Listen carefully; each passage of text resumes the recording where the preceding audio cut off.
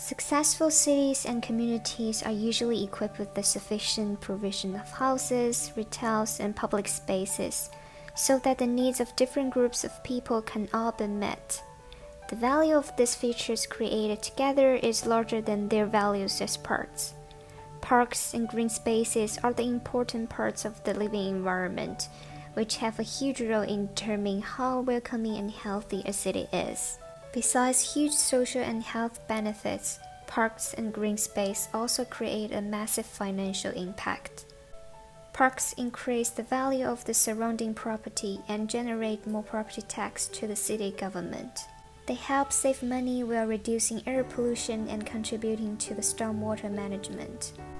Green spaces also create physical health and mental health value through providing natural environment and encouraging people to go outside and have active lifestyles.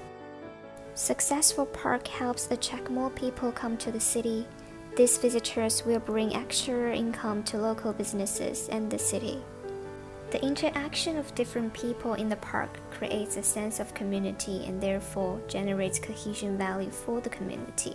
According to 2015 City Park Facts report conducted by the Trust for Public Land, the total income value generated by parks in 2015 in the top 100 cities in the US is about $133 billion. Our project idea is triggered by a study conducted in Philadelphia, where they conducted a telephone survey to count the number of park visits and activities and calculate the direct use value of the park. To measure the economic value of Starlight Park, three main types of park direct uses are identified. General park uses referring those who only enter, sit, walk, or run in the park.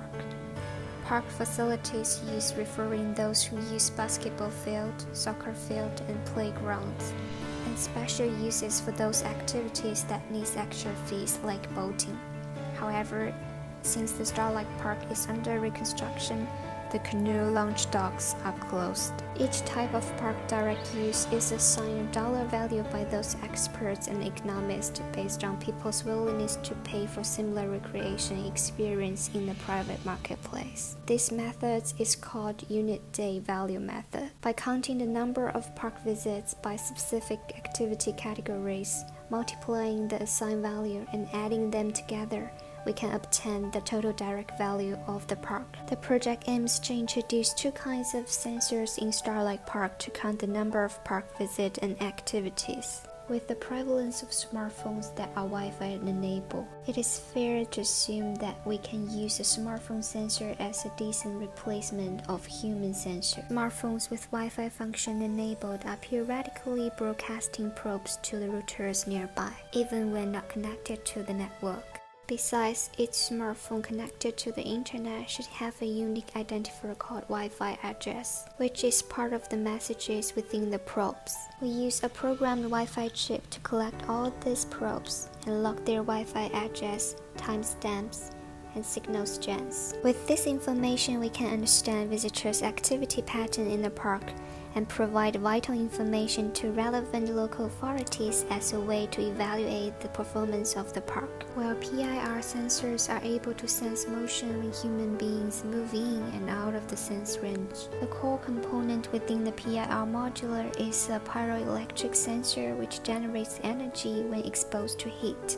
Human beings emit heat radiation constantly. When human beings move into the range of the PIR sensor, the sensor will detect the energy given by the subjects passively and generate a pulse. We connected the PIR modular to the Arduino board, which can be programmed to read input pulse from the sensors and turn them into the output orders. We use the board and the data log modular to record the pulses and the timestamps. Although data collected in this project is not enough to tell the story of Starlight Park in terms of how many visitors come to the park per day, how many regular visitors versus new visitors, how many adults versus children, what is the activity pattern in the park, and how much direct use value the park generates each day. The methodology we tested in the project, however, could be the first step for us to create a smart system for a park or other types of public space in the future. All the data can be visualized through a real-time website.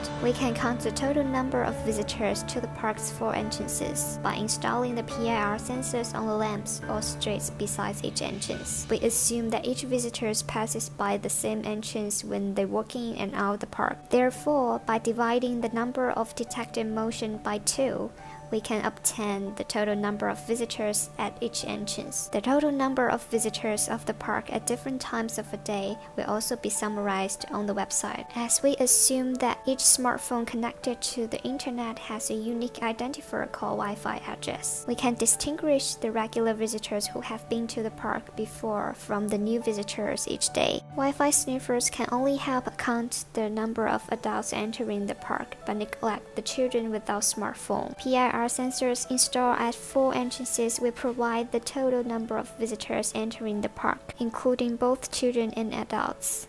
By subtracting the number collected by Wi-Fi sniffers from the number collected by 4 PIR sensors, we can obtain the number of children who enter the park, which we can also use as the number of visitors who use the playground. Therefore, we would have both number of adults and children. The number of soccer field and basketball field users can be manually counted. Since we define park's general uses as those only see, sit, walk, and run in the park, we can get the general use number by subtracting the number of the soccer field and basketball field users from the number collected by Wi-Fi sniffers. In order to provide direct reference to the park's financial impact, total economic value of its direct use generated every day will be published on the website as well.